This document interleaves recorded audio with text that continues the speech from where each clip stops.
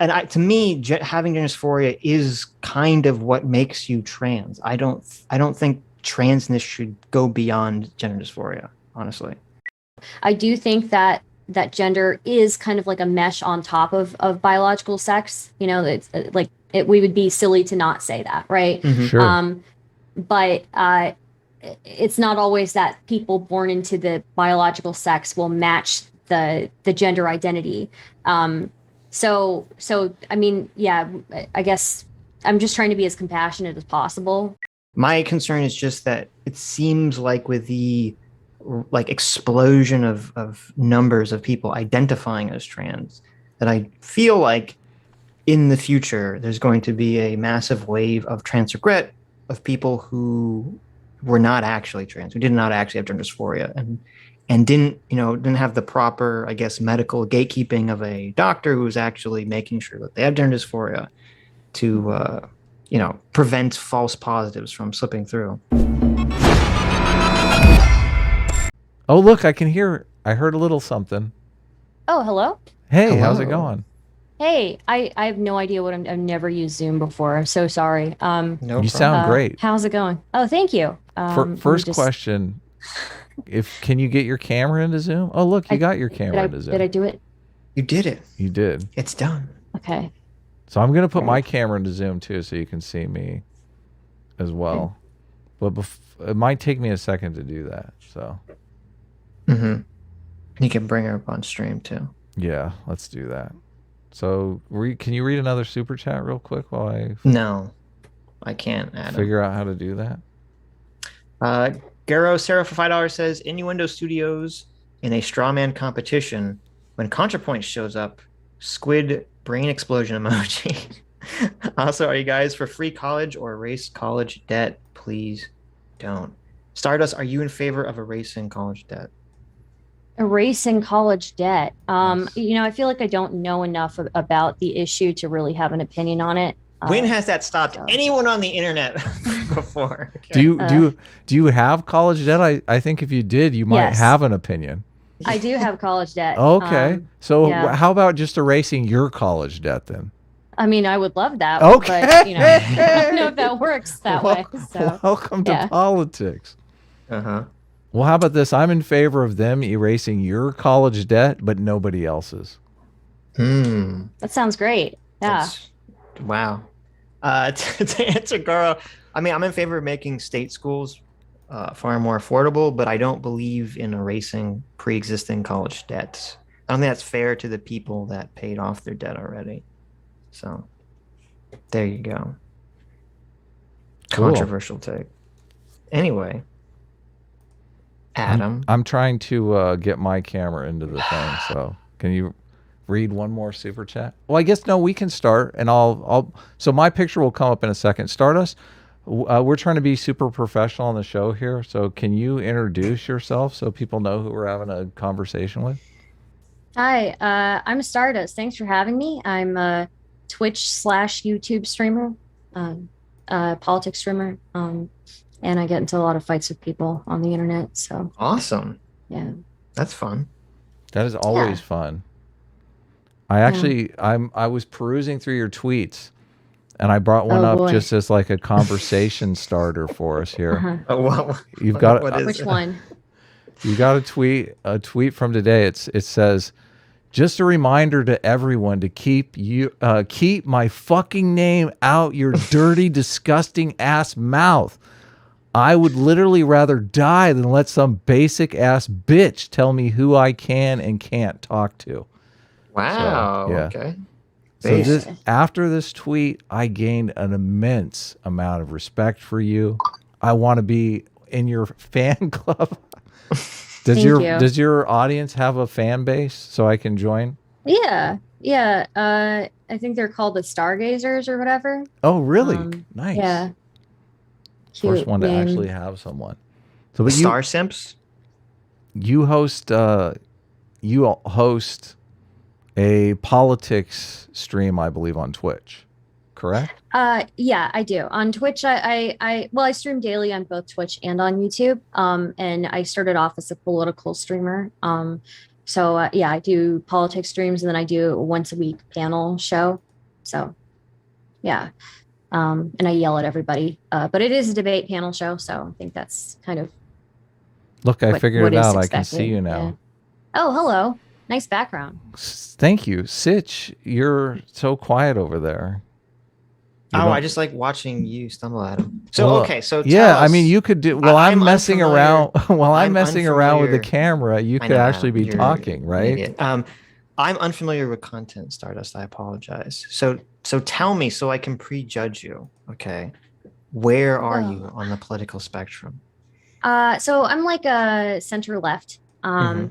But a lot of people center left are also very mad at me Well, because that's a good position to be in. yeah, I guess so. But yeah, a lot of people are super mad at me. So I think the first thing, most recently, I guess, if you're asking for like most recent beef I've had, I made a tweet recently about how HRT doesn't give trans women periods. Mhm. Very shocking. But Right. a lot of people are either their response is like, why are you tweeting about this? It's not a real issue. When half of the other tweets were replying to me are saying like, you don't know what you're talking about.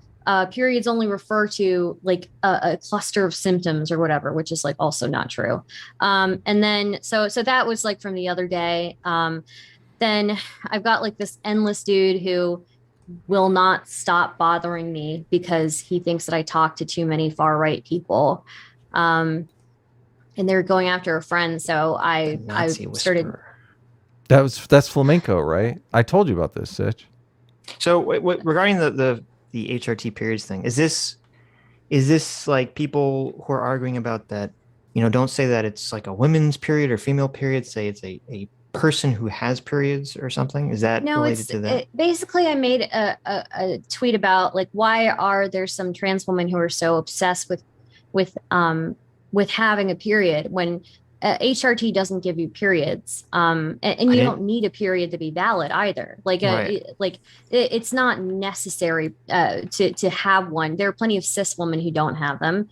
It's just medically inaccurate if you're describing cramps as a result from HRT as the same as cramps as the result from like uterus Oh, I contractions. see. Okay. I didn't even know Yeah. this was a thing. This is Yeah. all foreign to me. Yeah. Okay. So people were very mad about that. And I don't think I was saying anything uninclusive. I was really trying to be as inclusive as possible.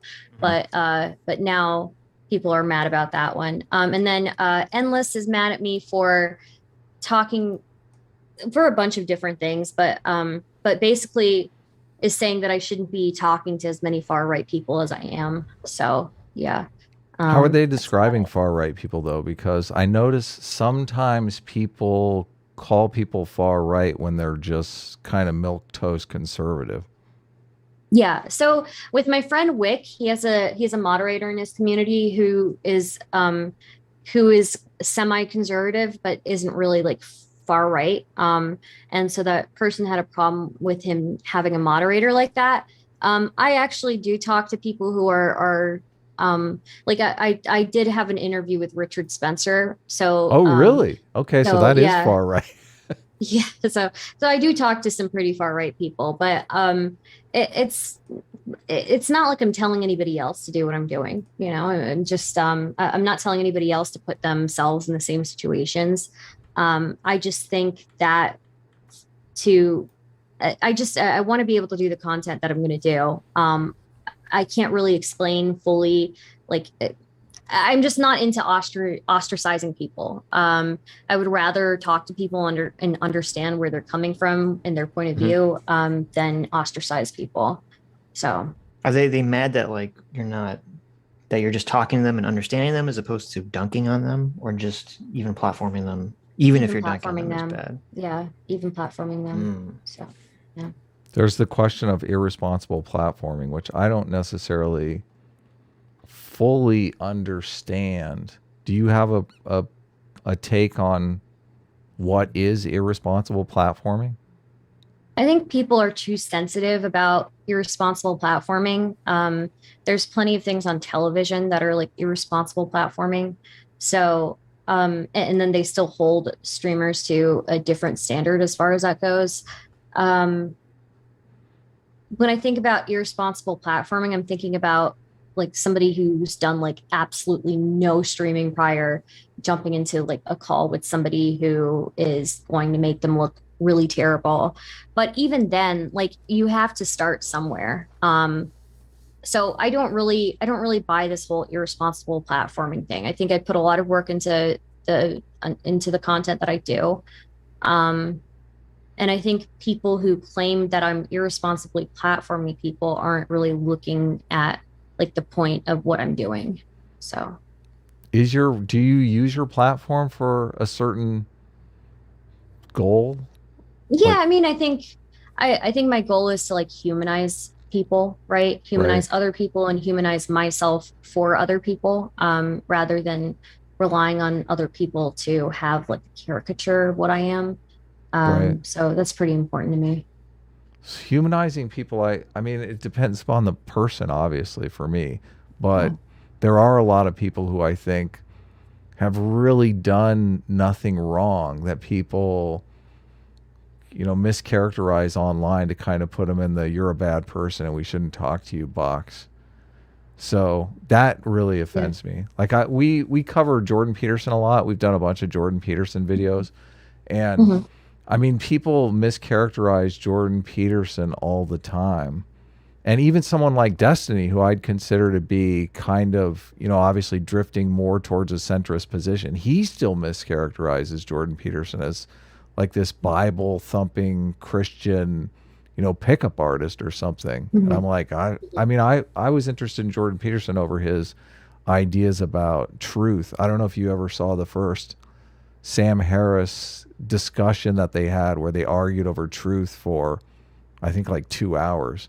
That kind of hooked me because it seemed like what he was saying made sense, but in this way that just I disagreed with everything he was saying. But it Yeah. seemed logically coherent, which I was like, okay, Yeah. there's obviously a puzzle here to figure out. I thought that was fun. Yeah. I haven't really watched too much of Jordan Peterson, so I can't really say. I Right. do like Sam Harris, even though I don't agree with all some of the stuff that he says, or significant portion of some of the stuff that he says. But yeah, I tend to agree with you. I mean, even then, I don't think us demonizing people really helps us understand the opposition. I think everybody is capable of being anywhere on the political spectrum, and I think the sooner that we realize that, the sooner we will be able to understand why people hold the views that they do, especially if they're like extremists. And if that means I'm like, if I'm the only one who's humanizing me before a bunch of people who are supposed to hate me, or vice versa, then so be it, right? But we don't really understand the root of the problem if we're just willing to demonize people. Yeah, in True. total agreement about the demonization stuff, and that stuff really bugs the shit out of me, especially when they're demonizing people who just have differing political views that aren't even. I mean, they're mischaracterizing them as toxic or racist or homophobic or transphobic, Mhm. but they're not necessarily like that. I know it's a huge fad on the left to be like, I'm this de-radicalizer person, and I'm just gonna Mhm. go after de-radicalizing Nazis on the internet. And then you find out the people that they're going after are like not really Nazis. They're just like plain old conservatives who just, want to have like a girlfriend and a Yeah. family. So Yeah. it's a little Yeah. weird. Do you, Yeah. I mean, does your platform focus on that kind of like de-radicalization thing? Is that something people talk about?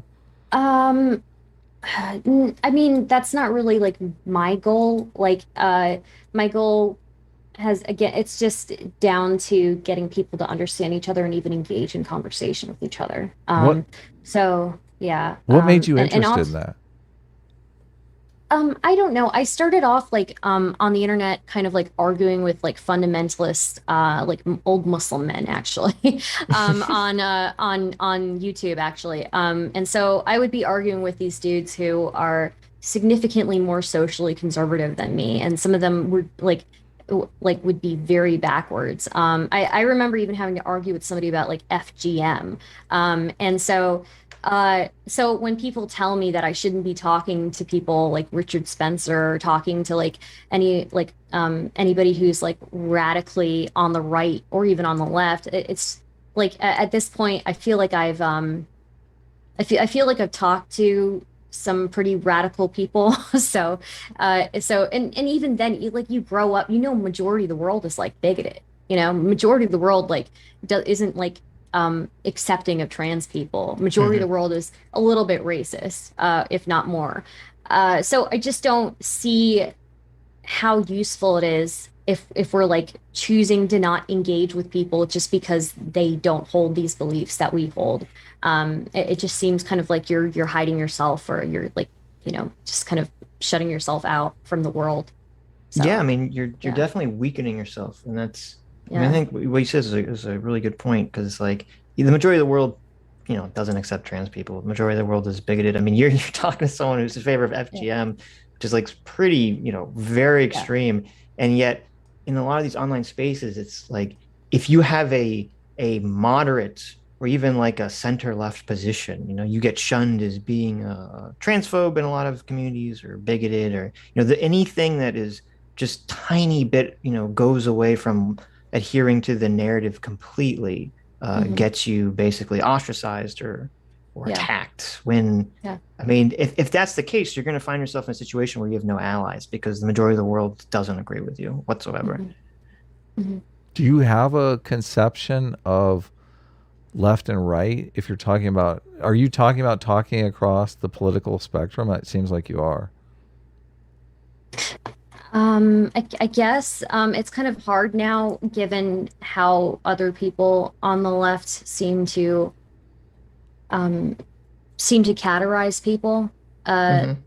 so it's kind of hard for me nowadays to really put people on a left or right spectrum. I can kind of put them in groups together, but it's a little bit more Well, complicated you now for me. categorized Richard Spencer as someone on the right, obviously. I consider him That's pretty someone easy who though. was on the right, but uh, he's now more of, if anything, he's now more left leaning, but Hmm. still a racial supremacist, is what I would say about him. Well, So, I yeah, think actually, and I take it back because I remember in his debate with Sargon like 4 or 5 years ago, a million years yeah, ago, it kind of came out that he kind of wants like economic socialism to some extent. He just wants it to be through a white nationalist lens. So, I yeah. mean, I guess some people would argue, that could fit into like a fascist mold. So, whether that's considered left or right is, I guess, a sticky situation. I'm surprised, Adam, you haven't asked if Stardust has read Jonathan Haidt because that would seem like it'd be right up her alley. I just wasn't going to I ask haven't directly. read. I've heard people recommend me Mm-hmm. Jonathan Haidt before, though. So, yeah. Yeah. Because it's kind of all like in the same vein of like, why are people, liberal or conservative? What makes them that way? Yeah. Not to demonize people, but to really understand where they're coming from, uh, and It's humanize them. it's John Stuart Mill too, but I every time I ask, I'm sort of like drifting away from asking people if they've read certain books because I'm starting to realize a lot of people just come to things intuitively.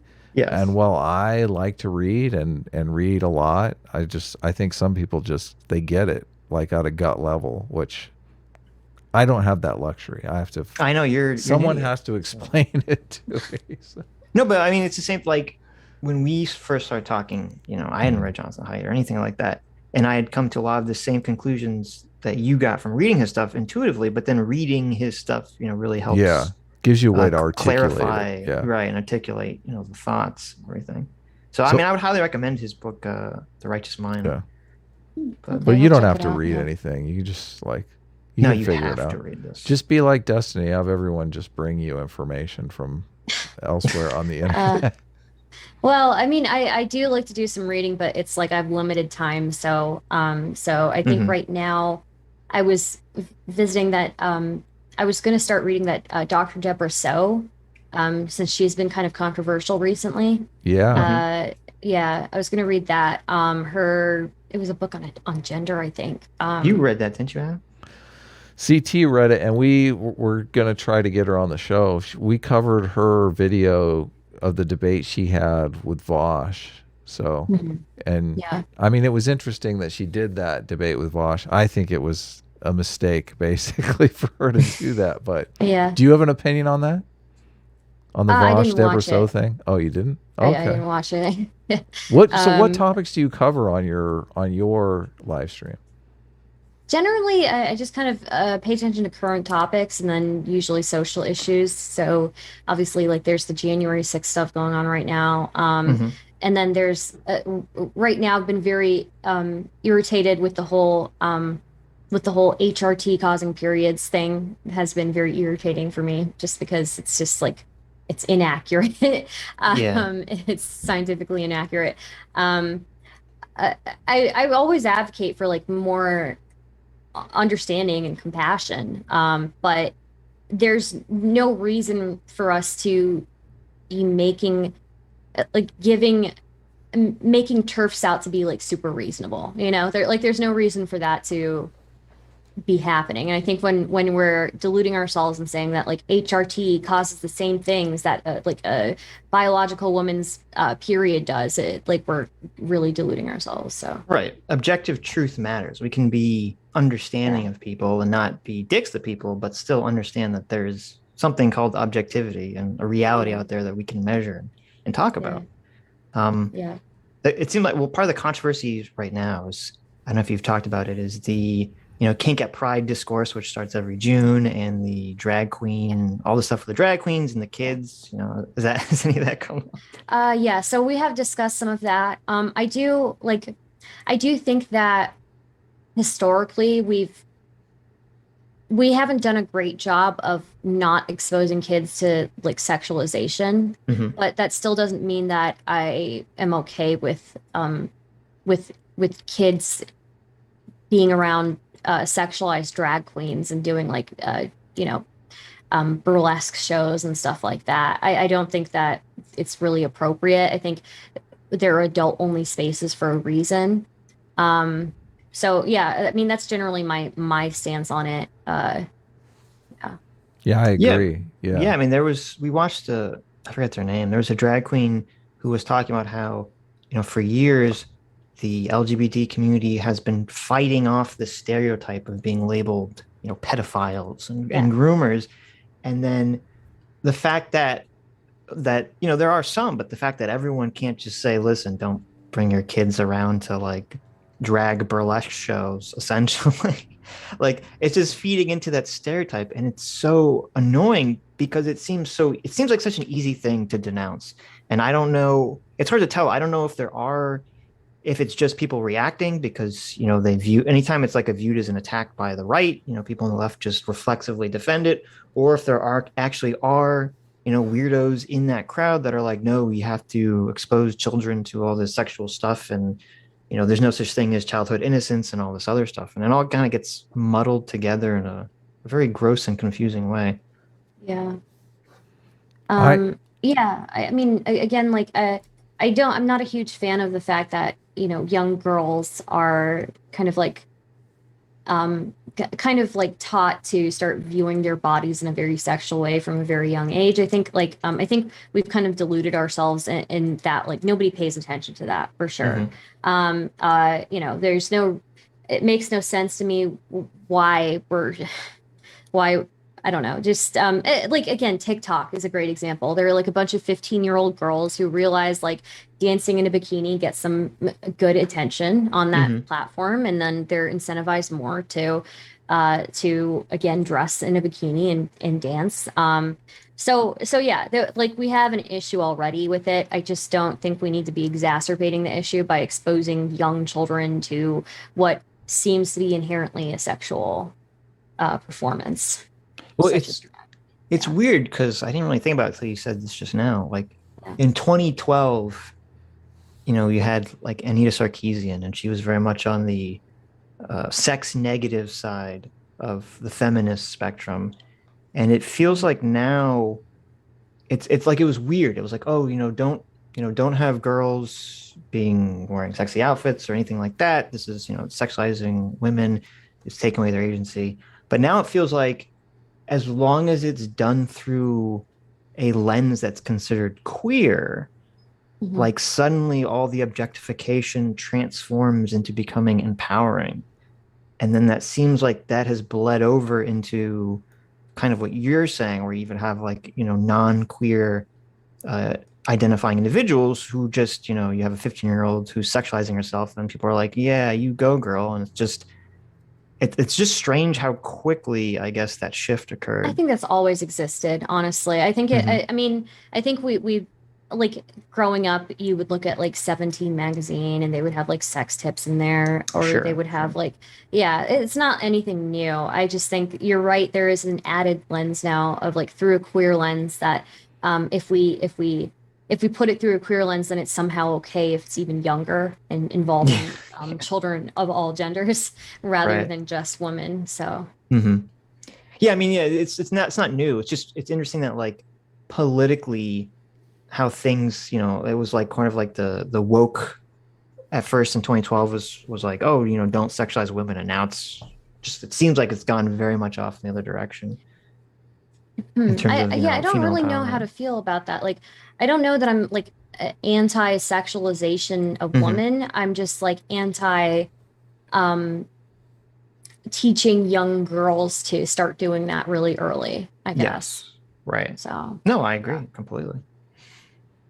Do you there do you know there's like biological sex differences beyond a lot of the normal ones that people throw out that I find a lot of people don't really know about and are are mystified when I bring them up. Like there's significant differences in the eye, specifically like retinal thickness, because of the relation of the motion detecting cells to the texture detecting cells between men and women. There's also like Hmm. hearing differences. There's parasympathetic nervous system differences. There's pain differences. There's like all these Yeah. differences in biological sex that, because you were talking about the Deborah So thing.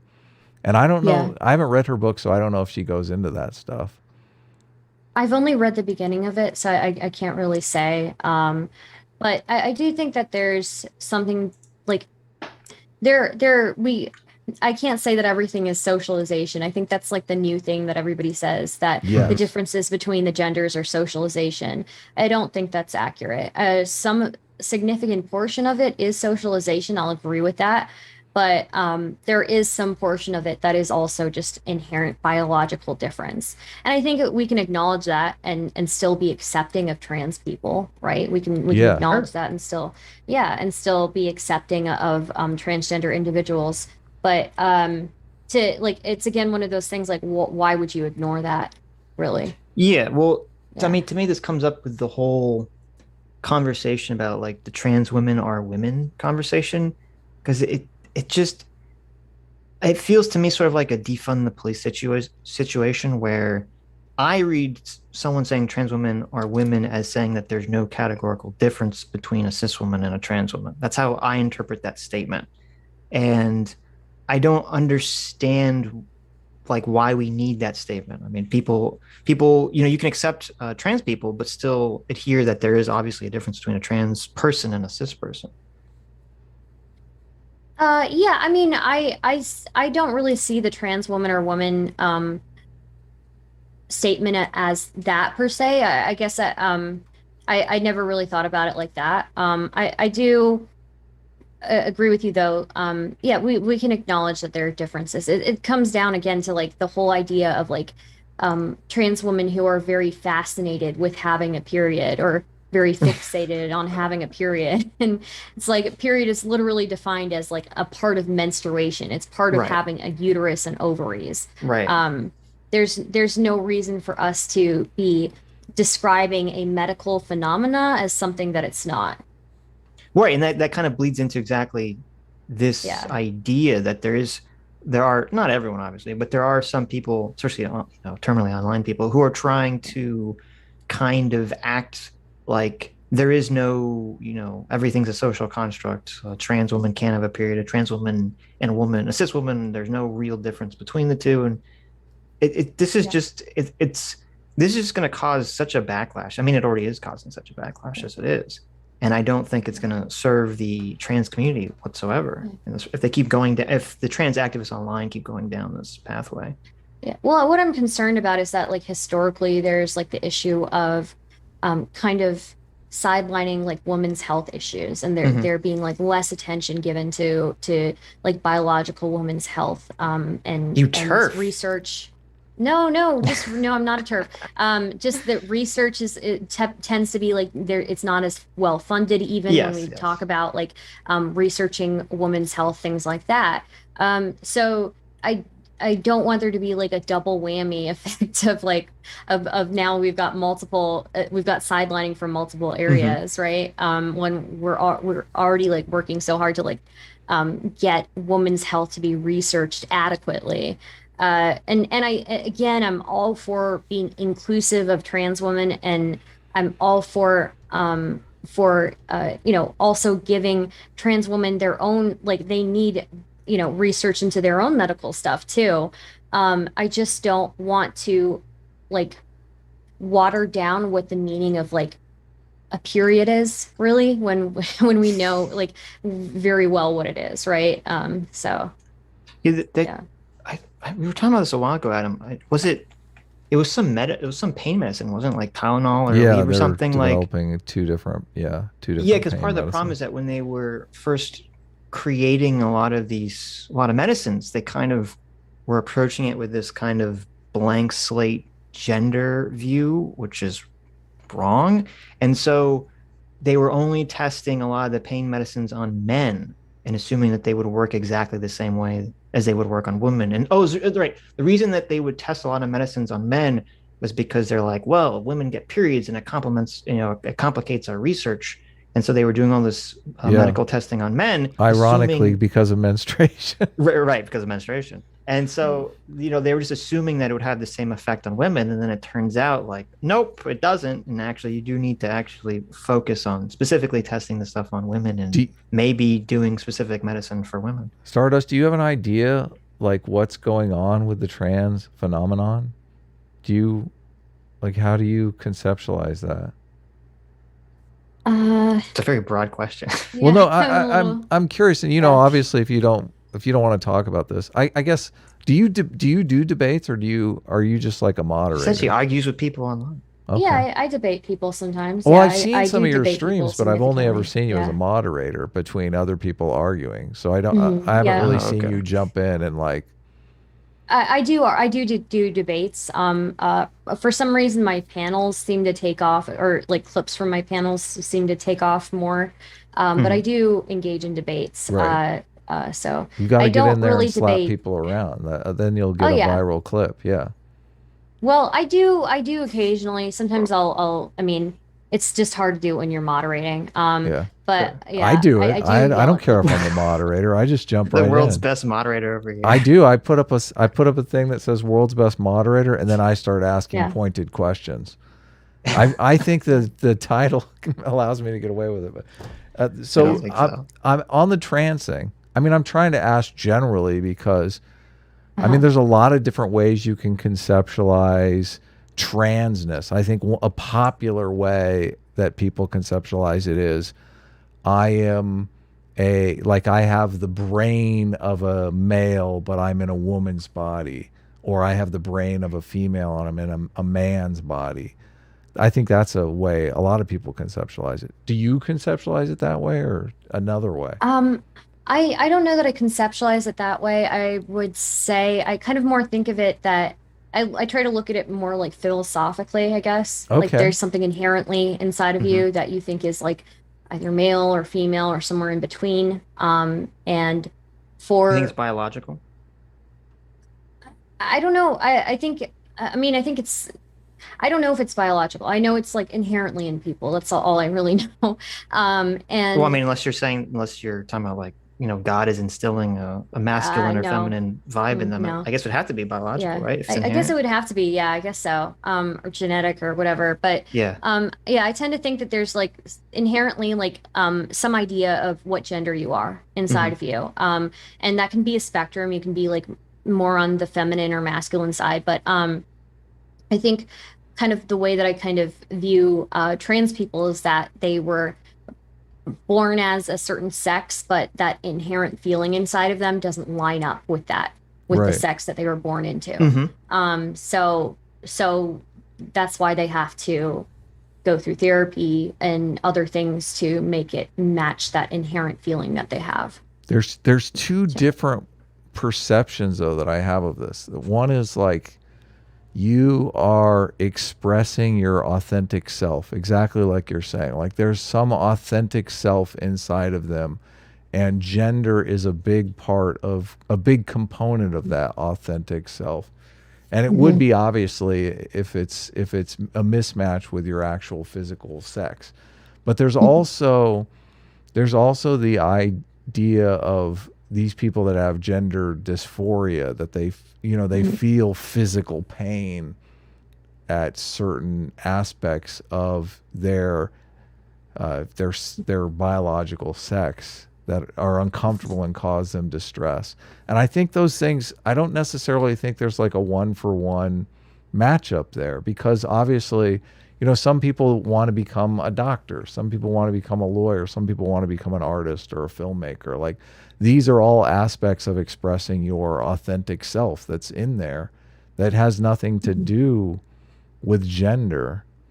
And I think you're conceptualizing this a little incorrectly, though. okay, well, help Because me.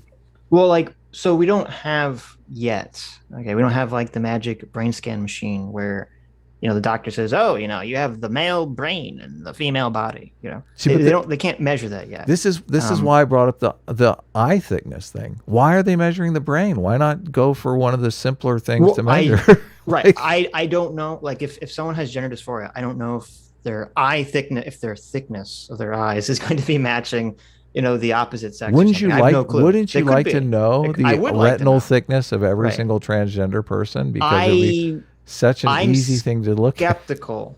I'm I skeptical don't know that that would it be would. helpful. That might cause more dysphoria. What do you mean? If people now know that they're not matching with their internal gender, they know that they're not Adam is matching in some suggesting new that way. like Adam is suggesting that if like a trans woman would have the cortical eye thickness of like a woman, and that'd be a way to test for transness. That's what Well, you're suggesting, right? I Adam? would I don't be know that you interested to can know. test transness though. Well, that's the thing. I don't know if there's a way you can test transness rather than just somebody coming to the realization over time that what's inside them isn't matching their body. But Um, if they don't feel any physical distress so over this, and it's an aspirational thing, Well, okay, you've but got yeah, to this admit is it's completely different. this is but where I yeah, but it said can be that both, right? It can this, be they can feel this internal mismatch and also feel the dysphoria as a result of that, or they can not feel dysphoria, I guess. There are people who, Yeah. if they had the opportunity to be a famous actor, they'd be like, oh, that'd be cool, I'd do that. And then there are people Well, okay, who but sell this is- everything and move to right. Hollywood and fucking start going on auditions every single day. Like there's This is a what I different was level trying It's a to- little of bit different though. I think the Hold on self one second. inside. This Sorry. is what I was go trying ahead. to- No, this is- Stardust, this go is what ahead. I was- Wait. Let- This was trying to get at Adam before you interrupted me, Adam. Okay, So I start I'm this trying to address interruption this- train? Oh, Yes, I'm trying to address Okay. this very specific it's thing. my fault. Okay. Sorry, Stardust. Because, as I said, because there's no magic biological way to measure transness yet, and maybe there never will be, doctors have to rely on gender dysphoria and the sensation of gender dysphoria to figure out if somebody's gender identity or sexual identity, if it should be called that, doesn't match their birth sex.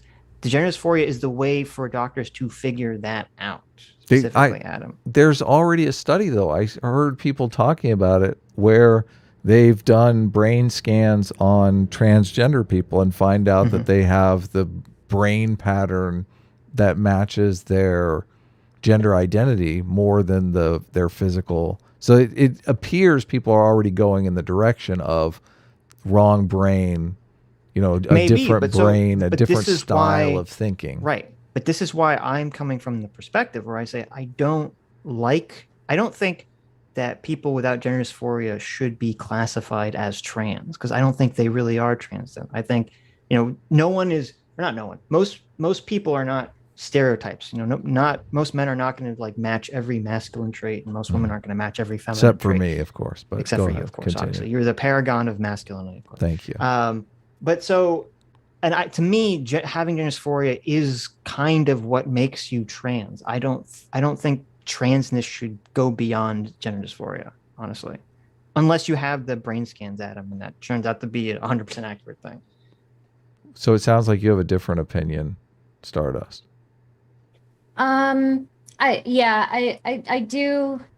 I don't have a strong opinion on whether I don't know yet whether I think like I'm looking at this from a transmedicalist view. Are you a true I think scum? just What does that mean? That's it's what I just said. Is what's the transmedical. basically term? what Sitch is saying. Yeah, transmedicalist. Where you think that somebody has to have gender dysphoria to be trans. True scum. I've heard him say that before, but that sounds like derogatory. That's the mean way of saying transmedicalist. Okay. Yeah. So I don't know whether I know enough to really say that. I just think from like a philosophical perspective, Mhm. it like we can just really boil it down to like, does your internal self, like the internal gender identity of yourself, match the sex that you were born into? I do think that gender is kind of like a mesh on top of biological sex. You know, it's like we would be silly to not say that, right? Mhm. Sure. But it's not always that people born into the biological sex will match the gender identity. So I mean, yeah, I guess I'm just trying to be as compassionate as possible to people. And yeah, if you don't match it, and if you feel like you really need to change it, if you feel like you're going to hurt yourself or end yourself because of your mismatch, internal mismatch with your biological sex, then yeah, I think that I'm okay with people getting help for that. Do So you think society could be creating this though, creating the mismatch?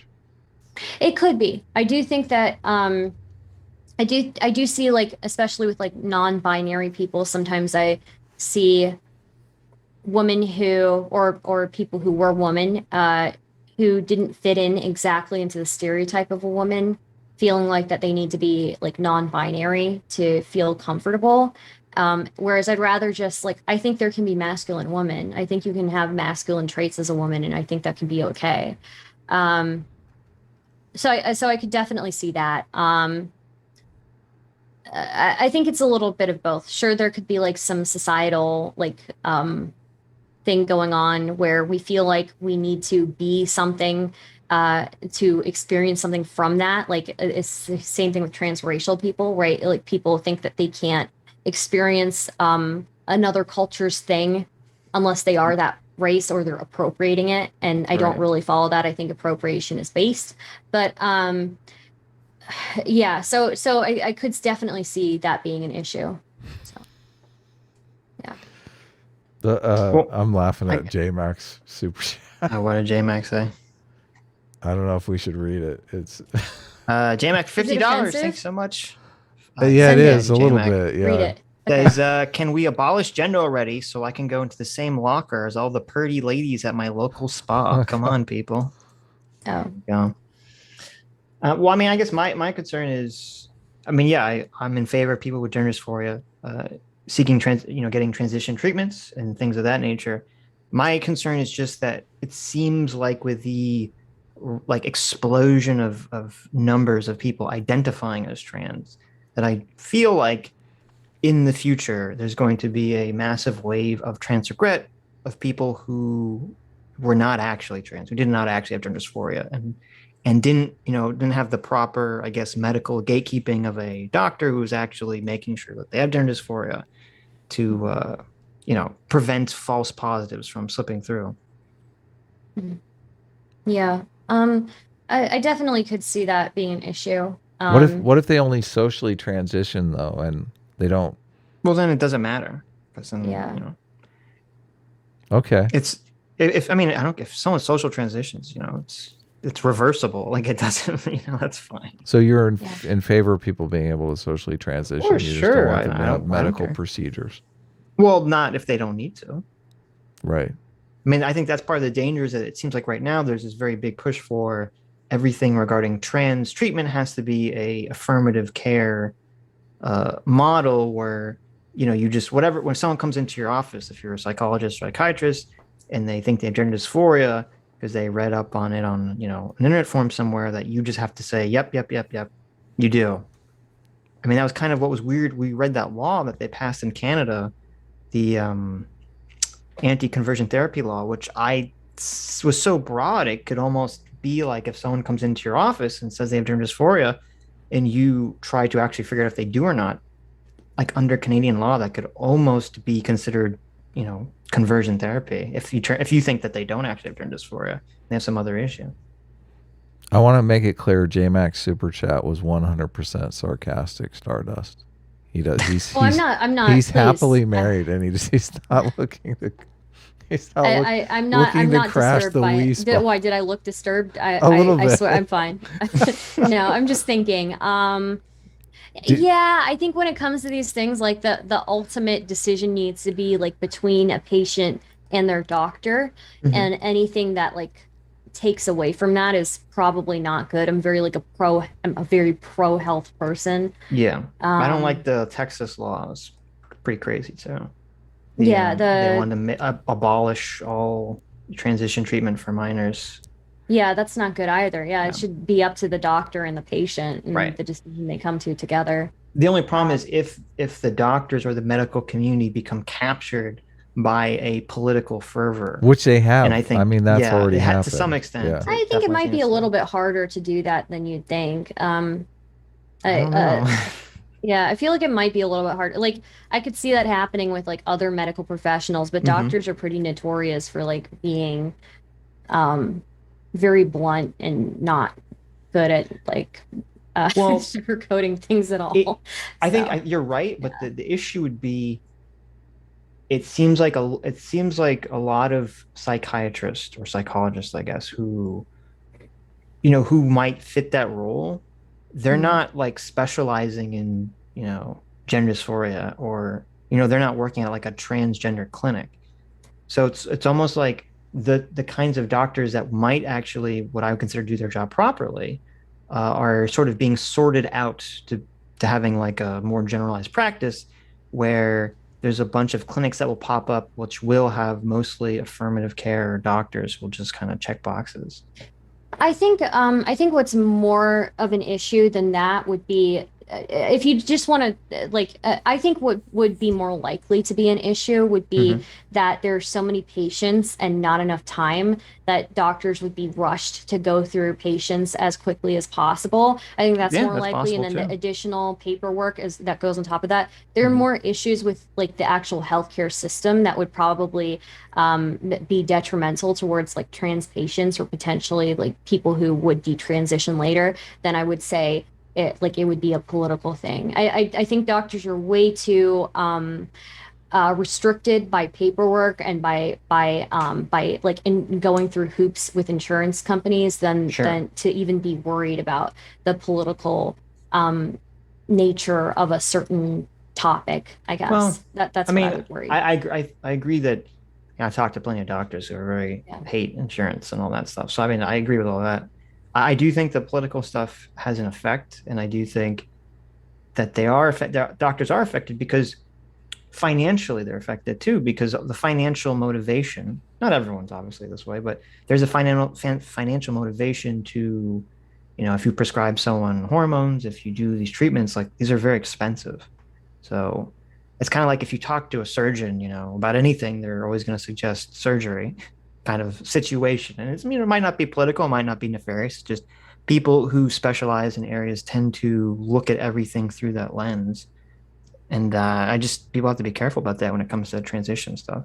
Yeah, I would really have to think about that because again, I maybe I put more faith in like into doctors, but I Hmm. think Oh, I don't do think that. in general, well, I think in general,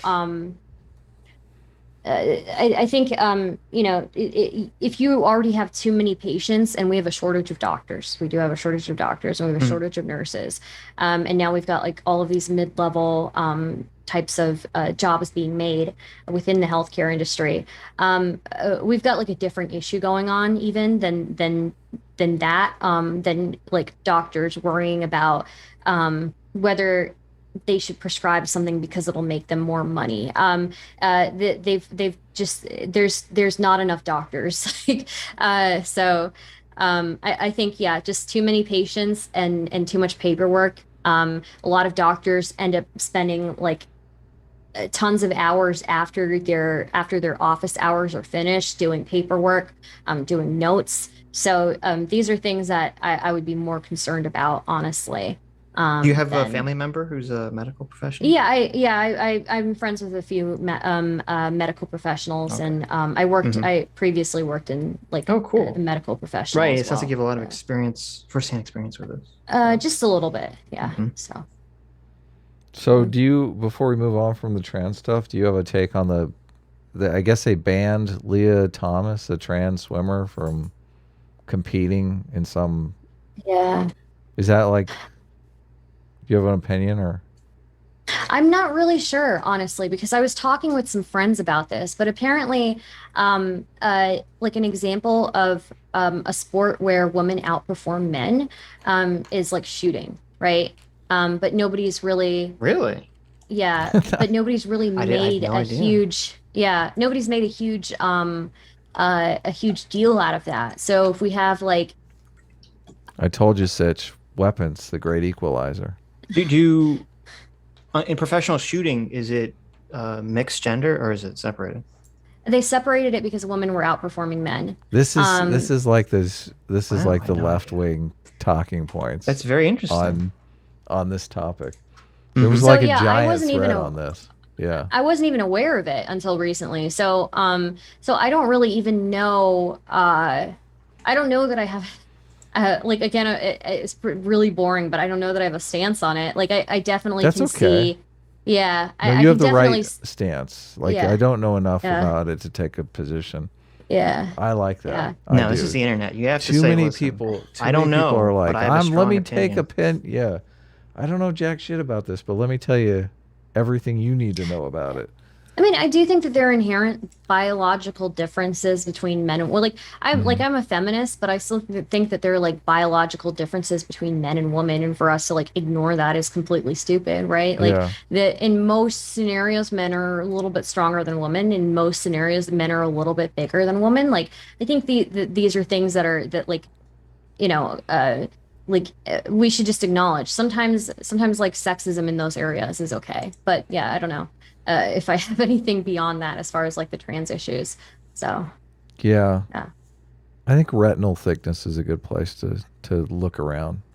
You really It's like the retinal thickness, huh? well, it's like it's such an interesting because there are so many different.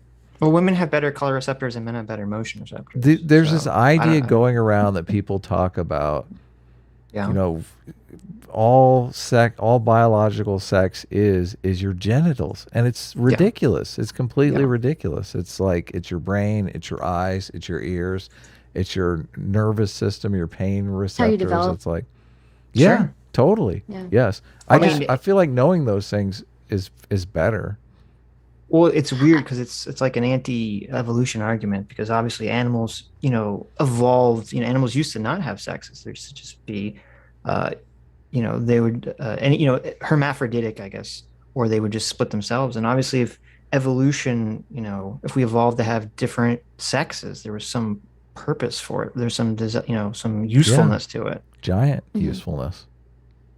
Yeah, I mean, yeah, it's again the same thing. Like I think everybody should have the ability to move within society where they want to. Yes, right. I think people should have the ability to pursue whatever they want, regardless of their biological sex. But I Right. think for us to like not acknowledge that there are inherent differences, would be silly, right?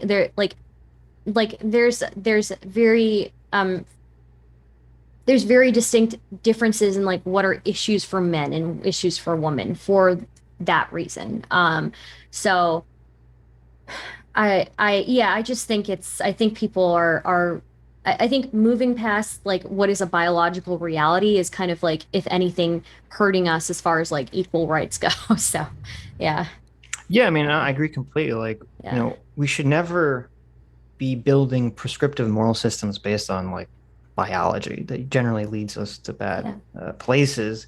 But they have to be acknowledged because you get into these weird situations like a lot of the gender gap for working comes up where they'll say, oh, there's way less women computer programmers than there are male computer programmers, and then the assumption is then, well, it must be sexism, there must be some social sexist element that's preventing women from being programmers. And it's like, I mean, I don't know, when you look at the fact that there's more women graduating medical school and law school than men, it's hard for me to buy that there's some magical sexism that exists among, Oh, computer women just make programmers. better But doctors. yeah, Women just make better They doctors. do. That's just Yeah. what I it mean, is. that's Like, They're fair. hands down. nurturers by their very nature. Yeah, But of course. Yeah. yeah, so I don't believe that there's some magical sexism in computer programming, but that is not affecting, medical school and law school. They have better memories. Anyway, yeah. So the January 6th stuff. You want to talk about that?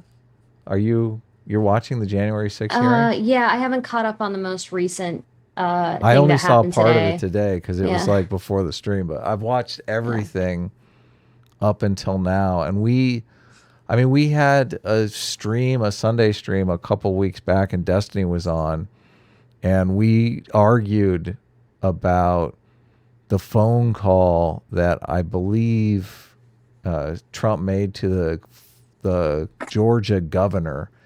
And I saw when this call came out, it's the one where he talks about, you have to find me 11,000 votes, and the mainstream media completely, I feel, mischaracterized what Trump was asking for.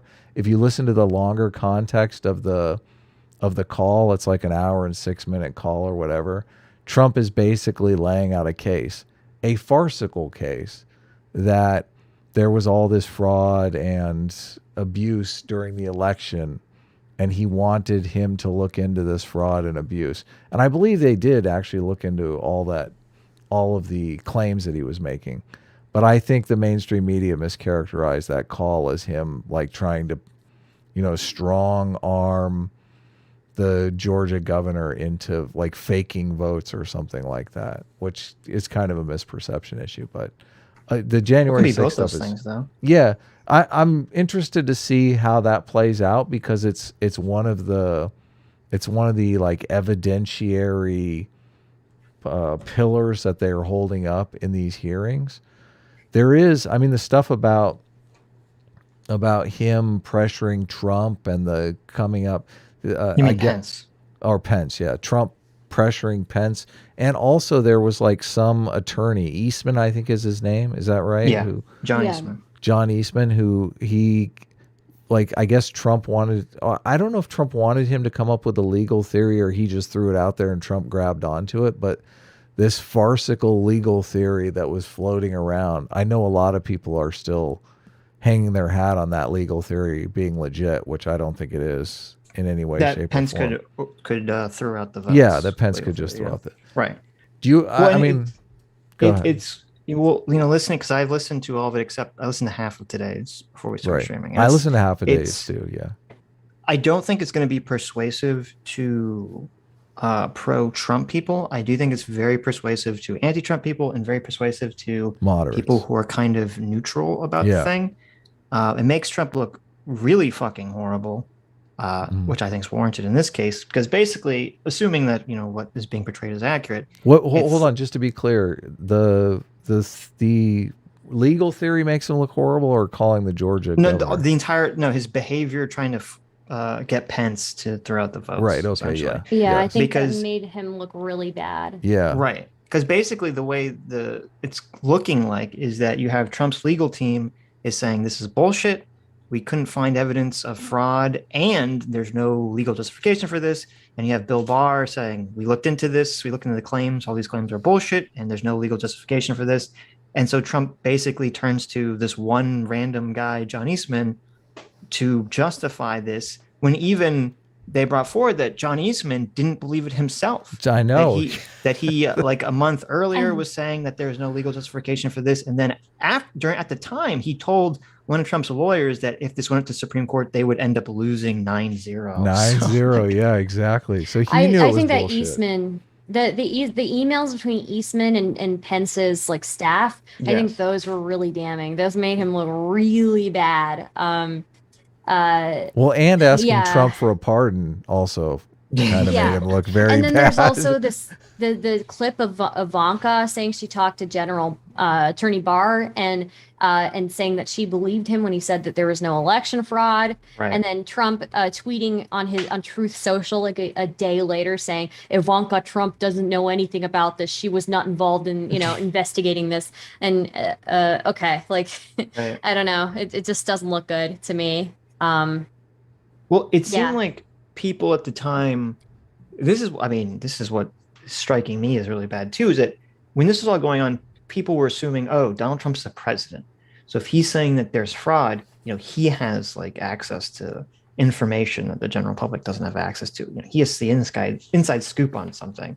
And then this is kind of coming out like, well, actually, no, the inside scoop all said there was no fraud. And Trump was basically relying on the same Twitter claims that everyone else was relying on that were all bullshit. I couldn't believe, like today, they talk about Trump focused so much on that stupid video that you were talking about, Adam, where the person, brings out the quote unquote suitcase, which turned out not to be a suitcase. Yeah. Like the fixate on that video so much to me is absurd.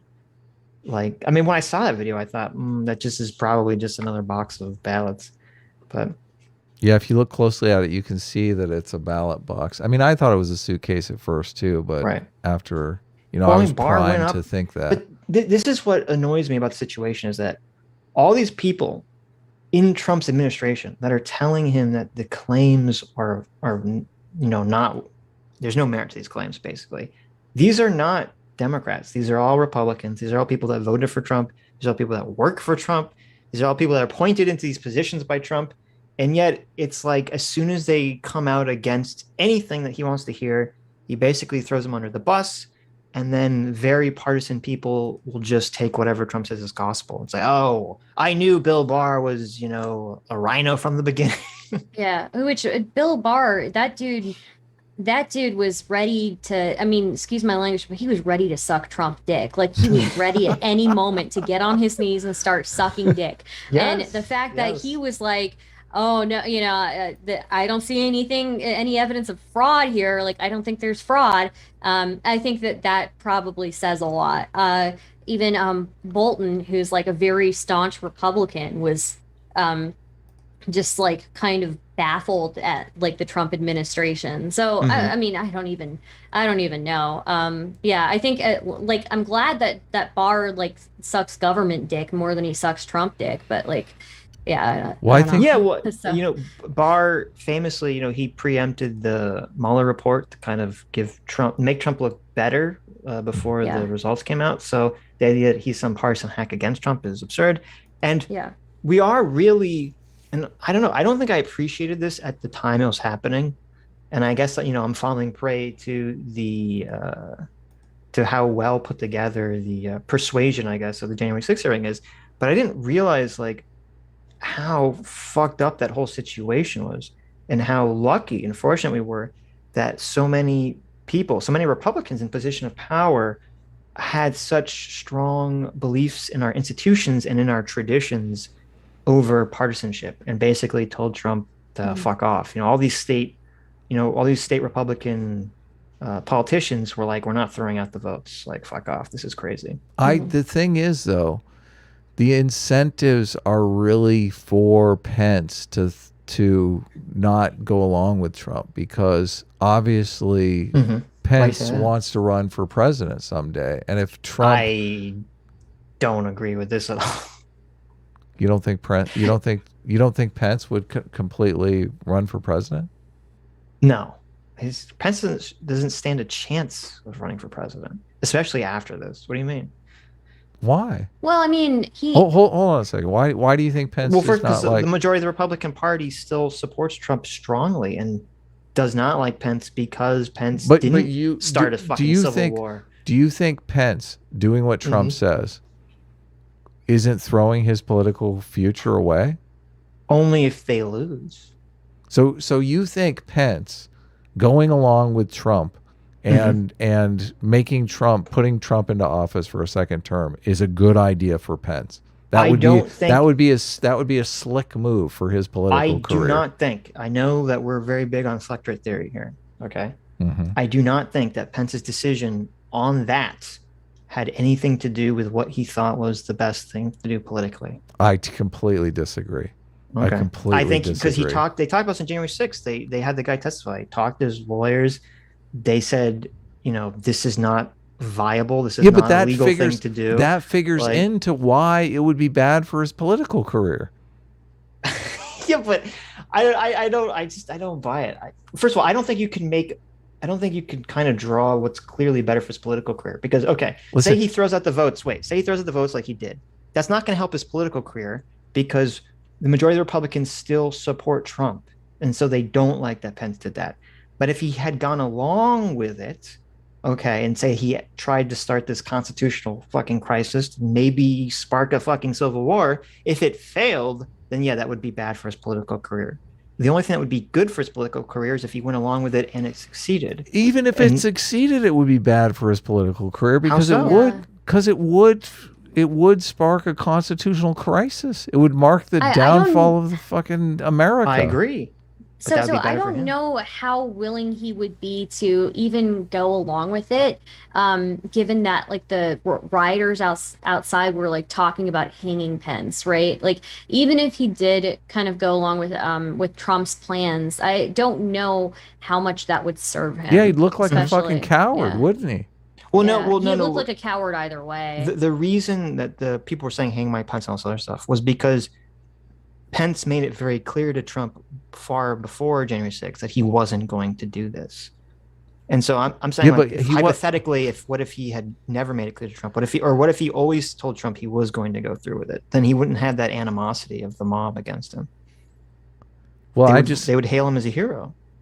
I just think there's no way that you can slice this where Pence goes along with putting Trump into office on his own, sole discretion for a second term, and that works out good for Pence's how does what he did work career. out good for him? I don't think Pence has the charisma really to run either way. Yeah, I agree.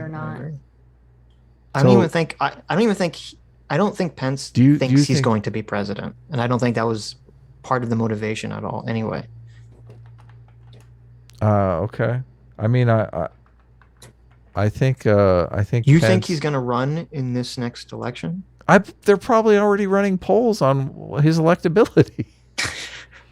Yeah, what are you talking in the about? Toilet right now. Don't you think? It's going to be a lot better than there is no more America. Well, you can't be a two-term president after America turns into an autocracy. I understand okay? That, listen, what you're saying. I'm sure Hitler's vice president had great outcomes with his fucking political aspirations. I see. You're saying Pence thought, if Donald Trump becomes dictator for life, I won't get to become president, so I better not do this. Is that what you're suggesting? The thought process. What do you think? What do you think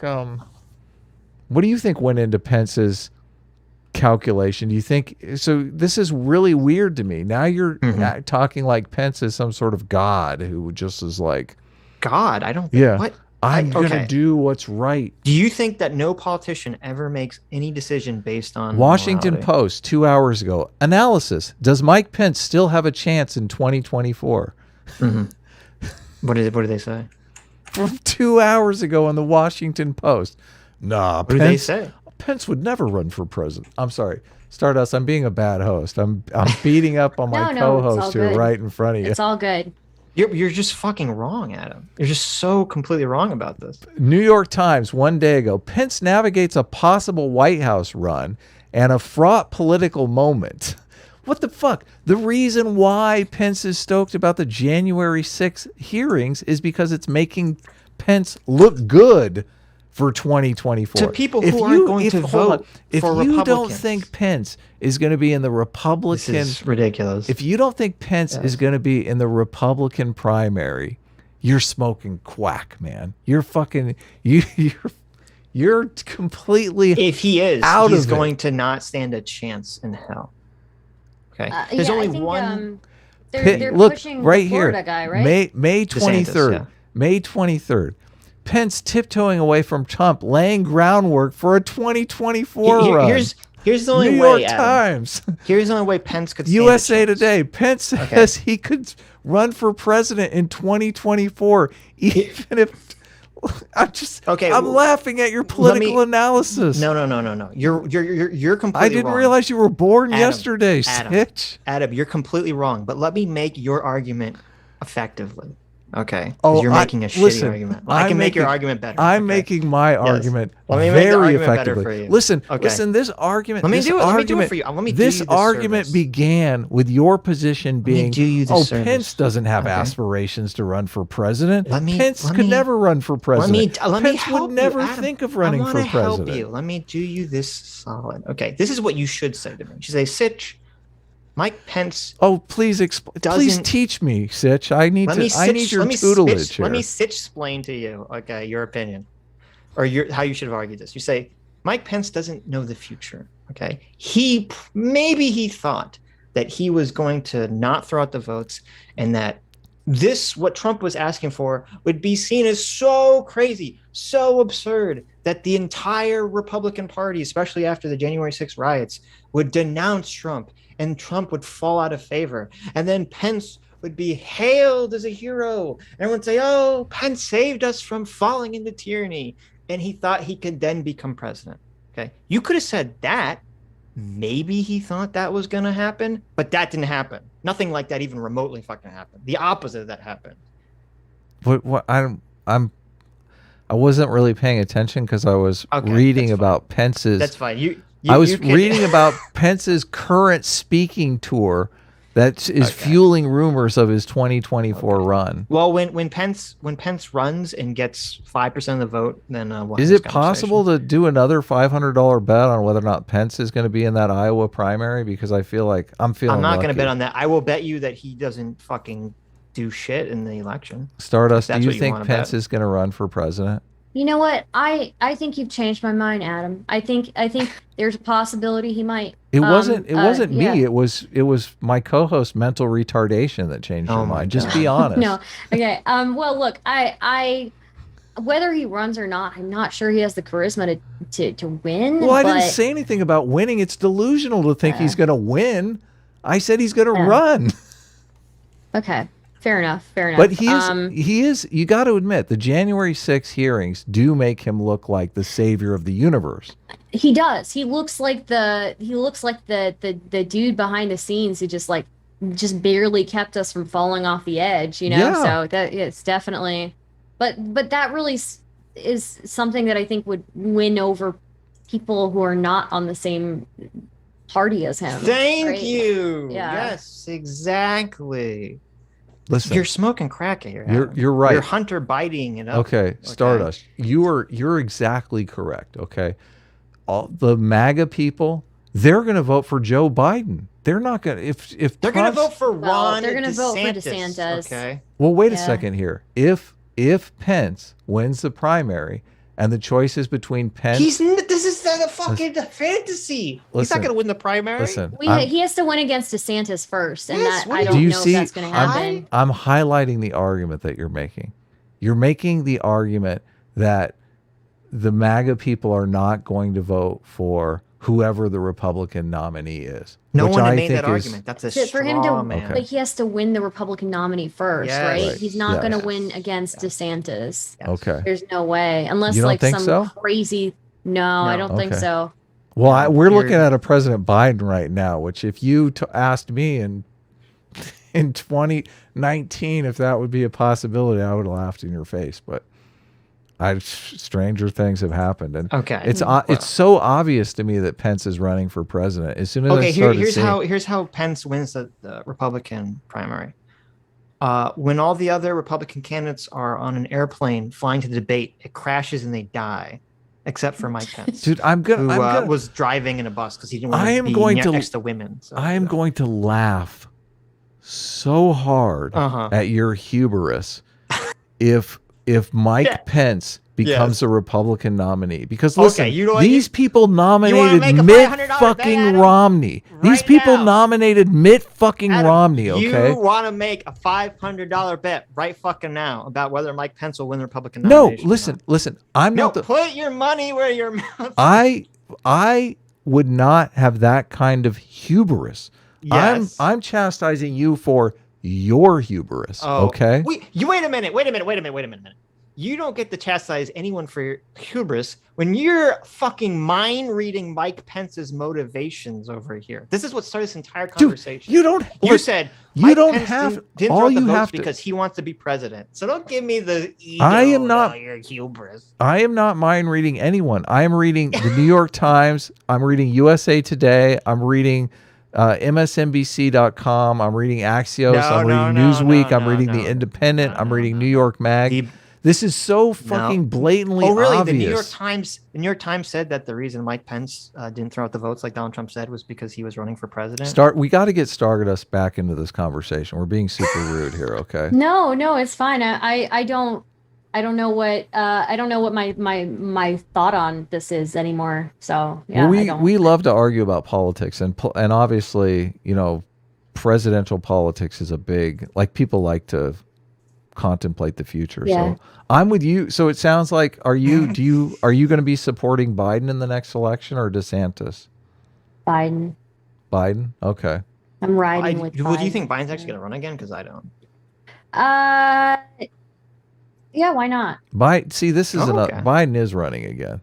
I don't think at all. Who do you think is going to replace him? Biden will come out with an oxygen. Not Kamala Harris. No, she's terrible. Yeah. Biden will come out with an oxygen tank before he gets out of the race. I don't know. I think Biden's a very charismatic guy. Like, despite him misspeaking, and he's been through a lot. He's got the story behind him, of losing his whole family. Basically, his whole family fucking died, and still came out on top. Like, I think he's a very endorsable candidate. And he's just got a good personality. So. How ironic is it that all the people who weren't drug addicts died? And the one son. Yeah, what the fuck? The one son. That's kind of how it works, though. It's always how it works. Yeah, was it the Keith Richards effect? But so sad. I know. No, listen. Biden's approval rating is in the toilet, and unless that magically, something happens in the next 2 years that makes that explode. That combined with his age, I don't think there's a chance he's going to run. I think he's going to not run again, and there's going to be a big clusterfuck about who is going to run for the Democrats. Kamala Harris, who, obviously I don't think she's going to stand a chance, and a bunch of people are going to run into the fray. I don't know who that's going to be, but I was kind of hoping Kanye would run again.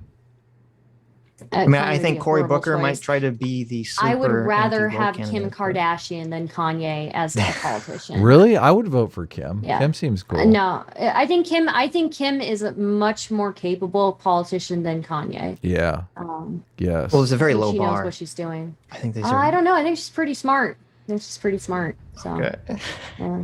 I don't share the faith that you have in Kim Kardashian. But so, are you not a DeSantis fan? Do you have an opinion on his war on wokeness? I'm not really like, I don't really think it's that big of a deal. I think a war on wokeness is as performative as like the wokeness is really. So, yeah, I tend not to really agree. Into that. Yeah. So I mean, it's definitely performative, sure, but I like it. I guess. It's the bill that they're calling the Don't Say Gay bill, the parental rights bill is what the Republicans are calling it. Mm-hmm. It actually does seem like a helpful bill, though. That came out of some school had socially transitioned some parent's daughter without telling the parents, and then the daughter ended up trying to commit suicide, and the parents didn't even know that the school had socially transitioned her, which is kind of screwed up. So was she trying to commit suicide because she was transitioned, or because of something else? It's not 100% clear. I think it had something to do with her transitioning and whether people at school were accepting or not accepting her transitioning, Yeah. I believe. But the parents Because were if it was completely in the dark bullying, about it. then Yeah, I think it has something to do with some kind of bullying, yeah. um, but no, I mean, and the parents sued rightfully because they're like, the school is like, our child has all these mental health issues that she's talking to a guidance counselor. They're not informing the parents. Like, we have no clue what's going on whatsoever. A kid almost kills herself in the bathroom by trying to hang herself. Like, it's totally fucked up. Yes. Yeah. I mean, that was the majority of the quote unquote "Don't Say Gay" bill was about that. It was about informing the parents about any mental health issues that may Mm. arise Yeah. from schooling. But I mean, I agree that the "Don't Say Gay" bill, the parental rights bill, and the anti-CRT bills. I mean, they're mostly performative in that, like, I like this the anti-CRT bill doesn't say anything that I assume wasn't already against the law in Florida. Um, but I still think that it's important because the fact that we saw the way the pushback occurred to these bills, which, if you read them for the most part, are fairly innocuous, and I think that's important if people are if going against, especially with the anti-CRT bill, which basically, that read like a civil rights bill from the 1960s, essentially. Um, if people are against that kind of stuff just reflexively, I mean, I think the left has lost a lot of ground and a lot of its sanity in that respect. I don't know enough about the anti-CRT bill, I think, to really Hmm. say anything on it, but I feel like I don't really know what this like the CRT they're talking about is being taught in schools. Like I've yet to see an example of it. It seems So like it seems to me that you're solidly on the left of the political spectrum. And yeah, I'm center left, I would say. So okay, yeah. from your reputation, I would think that you were a conservative because every just I guess just because you had a conversation with some right wingers, everyone is like convinced that you're simping for Ron DeSantis. Oh, really? They think I'm simping for DeSantis. Well, I mean, I Interesting. would have thought you were a DeSantis Oh, supporter just from. I mean, I've been following you on Twitter interesting. for a while and seeing your interactions, and you definitely have like a lot of pushback, which I like, which I don't see a lot of people on the left doing, which is kind of cool. So Yeah, just so you guys know, by the way, somebody tweeted out, I can't believe Stardust is platforming neo-Nazis, Adam and Sitch. So just so you guys know, it was that's the, probably it was probably It's one probably of one of our fans our joking. fans. Yeah, yeah. who was it? Uh, Was it Danimal? I No, Fuck you, no, Danimal. no, I'm sure it's they just, mean it as a joke. It's fine. yeah, they were just joking. Yeah. Are you sure they were? I've just Yes. Yeah, okay. yeah, I'm sure. Or Thank you. were you joking, Stardust? Did someone really tweet that out? Yes. Somebody did Somebody tweet tweeted that that out. out. Yeah, Yes. yeah. Okay. Usually it's a joke though. It's fine. Yeah, I just like fighting with people, I guess. I don't know, I have a problem. We hate fighting with people, man. What are you talking? No. Two. Our whole show is us fighting He with each says other sarcastically. Yeah. Yeah. and fighting with. I mean, we invite Well, no, people on to but fight going with. going back So to like the CRT stuff being taught in school. I mean, this Yeah. there are examples. There was, the famous one that gets brought up is I don't know what school district it was in, where they were teaching a book that was talking about how in America you make a contract with whiteness, and it shows like a picture of a contract. It says whiteness at the top, and the contract has like devil tail coming out of it.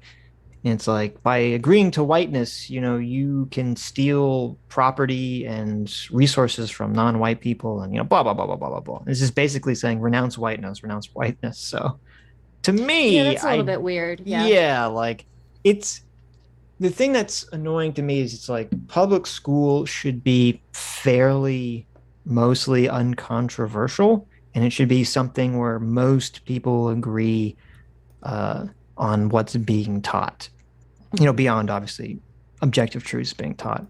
When it comes to like politics, that should be, kept out of public school and all that shit. And that's just what I want. Just keep politics as much as possible out of public school. Stick to objective facts, and that's it. Should be fairly straightforward. I just found the Yeah. tweet. I'm so. Go ahead. Sorry to interrupt. Go ahead. Oh, no, that's fine. CRT. Do you want to continue on CRT? Obviously, I guess maybe you.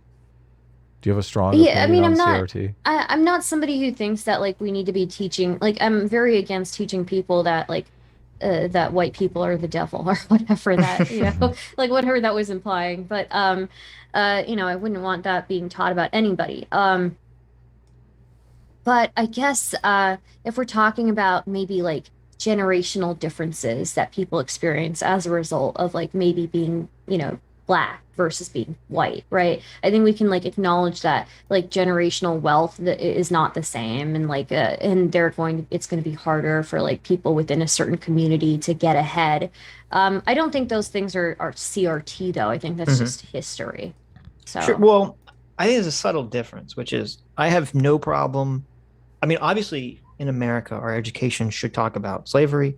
Obviously, our education should talk about segregation and everything that came out of all that stuff and the civil rights movement, everything like that. I think I have no problem with any of that stuff being taught. I think that stuff should be taught. I'm not sure if the teacher should then bring forward the next step where she says, or he says, or they say, that because of these past injustices, that's going to, mean that someone in the present or in the future, has a harder time, acquiring wealth or succeeding society or something whatsoever. I'm not sure that that element should be included in like a American history class. um yeah, I mean, I guess it's kind of I don't know. I guess that would be like more like the way that you think about how history is applied in the present. I don't really know, I guess. Sitch, just lay out your problem with CRT. Well, no, but we're not talking about CRT. Oh, I thought you We're were. No, we're talking about where's the line, and I think this is important with when we talk about like, oh, we just want to teach history. There's a difference between teaching like the fact-based history of discrimination and racism in our country, and then talking about like what it should be done about it now. And I think that's where we stray into the realm of politics. And I think you can talk about all the facts and descriptions without laying out prescriptions about what people should do now, and at least in a Sure, public I school can agree with situation. that. I can agree with that. But But that. it Go seems like ahead. to me when people talk about CRT, they're doomering about just history. Yeah, I don't know. totally. That kind of Okay, seems right. I what it understand what is to you're saying. Right. me. Well, that's Yeah. sort of the straw man that most publications put forward about CRT is that argument. They say, "Oh, the people that are against CRT just don't want, you know, people to be taught the history of discrimination in our country." That's, to my experience, that's not true. That's not what I mean. That's not what I want. That's not what any of the anti-CRT bills have Mhm. anything to do with any of that whatsoever. Just lay out your position, Sitch. Everything will become Yeah. crystal clear. About what? Well, What Sitch. is CRT then? So Sitch doesn't like the fact that a lot of people are framing CRT as an extension of the civil Oh, the rights civil rights. movement, Okay, yeah, you're right, right. Okay, which so which yes, plays into the gotcha. history Right, thing I understand what because you're the saying. history thing is the civil rights movement, right? Okay, so thank you, Stardust, for asking. What is Yeah. CRT? CRT, basically, the easiest way to conceptualize this is that in the civil rights movement, in America especially, we're taught the civil rights movement very poorly. We're kind of taught that there was, the good anti-racist left, and then there was the evil racist Southern right, or even, I guess a lot of them were Democrats at the time. But that's kind of the way it's They were all Biden conceptualized now. voters. Well, they were the Dixiecrats or whatever you want to call them. Mhm. But anyway, that's the way it's presented. That there is the good guy anti-racist and the bad guy racist. In reality, the pro anti-racist side was actually divided in two.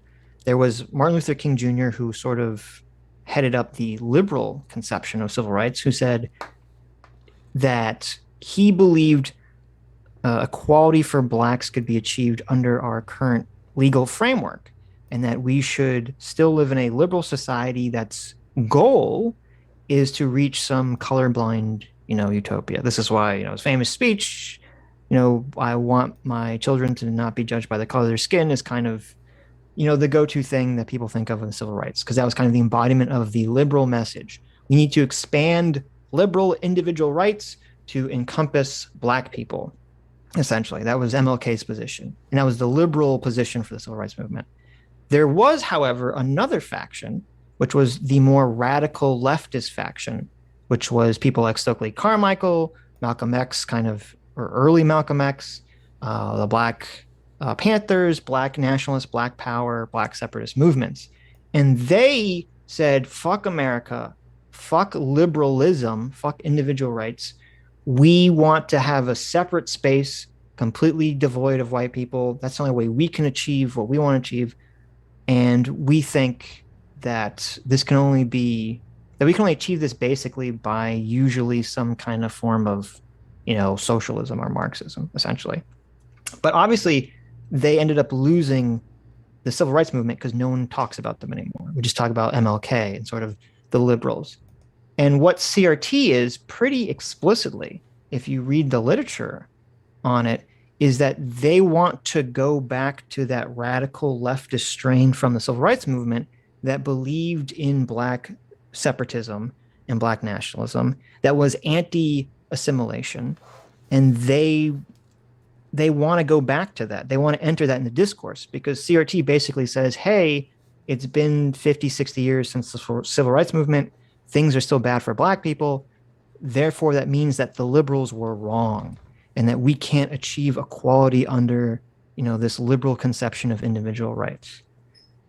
So that's what CRT is. It's not really about teaching history or anything like that. But normies do believe that CRT is an extension of the civil rights movement, and that's basically why they support it. That's what, like, newspapers lie about it, and they say it is. Right. But that's not really what it is. So did you follow the Vaush Professor Flowers drama, Stardust? No? The Vaush Professor Flowers. Yeah, I did. Okay. Yeah, I followed a little bit of that. So she basically was articulating the Black separatist position. Yeah. Right. Yeah. So, but Vaush will go on, Timcast IRL, and, he's the guy who's supposed to support the CRT position. But he will argue vigorously against Professor Flowers, who is actually supporting the CRT position. So it's like this contradiction.